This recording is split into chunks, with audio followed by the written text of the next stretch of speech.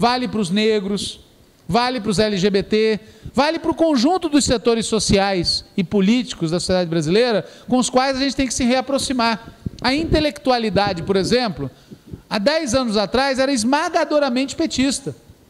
Hoje, você vai nas universidades, você vê gente que nos critica pela direita e pela esquerda.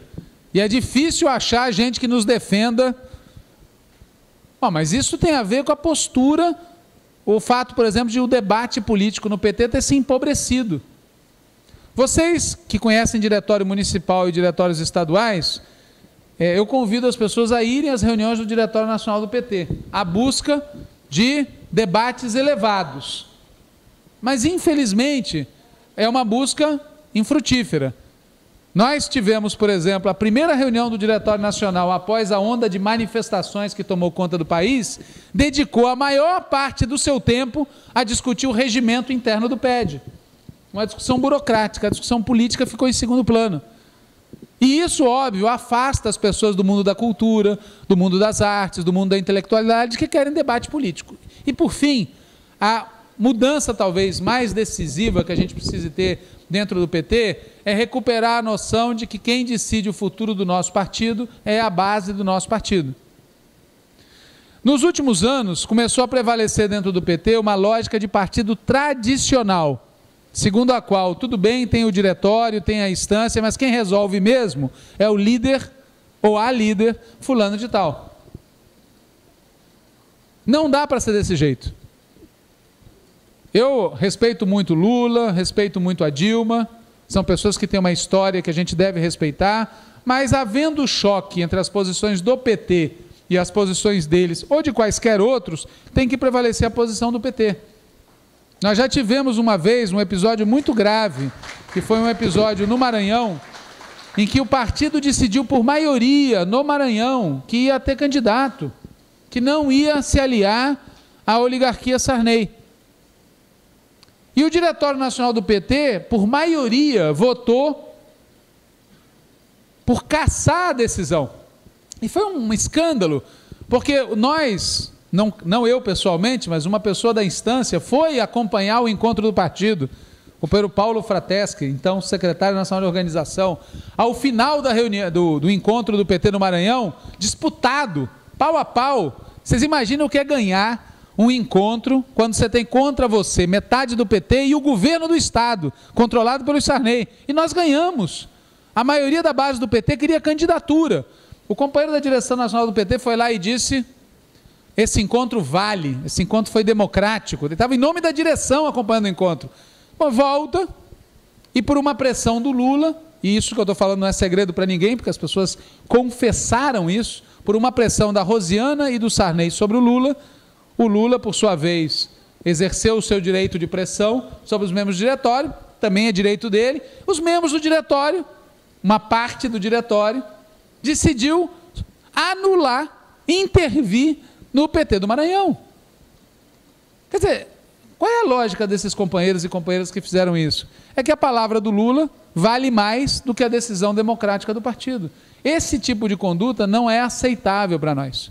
Então, resumindo, nós estamos num momento da história do país que exige mudança na estratégia do PT, mudança na tática do PT, mudança na conduta externa e interna do PT. É por isso que a gente está buscando fazer essa discussão política com os filiados do partido. Não é fácil, tá certo? Não é tranquilo, não é uma coisa simples, mas é uma coisa necessária. Por quê? Porque não existe alternativa de mudança do Brasil, nessa época histórica que a gente está vivendo, que não passe pelo PT. Esse é o problema fundamental. Não tem como transformar o Brasil contra o PT, não tem como transformar o Brasil sem o PT. O caminho para transformar o Brasil nesse momento que a gente está vivendo é com o PT.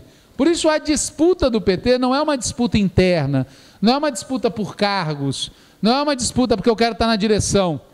É uma disputa que tem a ver com os rumos do Brasil e, por tabela, dada a importância que o Brasil tem na América Latina e no mundo, tem efeito na política latino-americana e mundial. Portanto, o que a gente vai fazer nesses próximos 40 dias é uma coisa que tem um sentido histórico muito importante. Por isso o apelo que o Guilherme fez aqui, eu reitero: correr atrás das pessoas, conversar com elas e saber que a disputa pelo PT não se encerra nesse PED.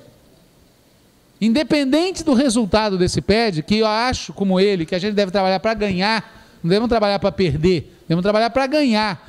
A disputa vai prosseguir depois, a gente ganhando ou perdendo, a disputa vai prosseguir.